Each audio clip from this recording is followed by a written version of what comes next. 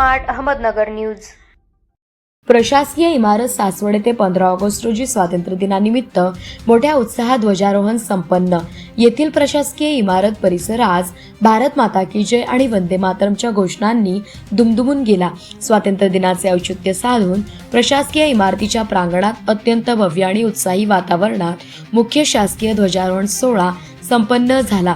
या प्रसंगी तालुक्याचे मुख्य प्रशासकीय अधिकारी प्रांतसाहेब वर्षा लांडगे, प्रमुख पाहुण्यांचे तहसीलदार साहेब विक्रम राजपूत यांच्या हस्ते मानाच्या तिरंग्याला वंदन करून ध्वजारोहण करण्यात आले।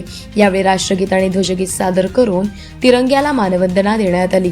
या सोहळ्यासाठी सासवड शहरातील सर्व शासकीय विभागांचे प्रमुख अधिकारी, कर्मचारी, पोलीस दलाचे जवान आणि स्थानिक नागरिक मोठ्या संख्येने उपस्थित होते। स्वातंत्र्य दिनानिमित्त संपूर्ण प्रशासकीय इमारतीला आकर्षक रोषणाई आणि फुलांची सजावट करण्यात आली होती।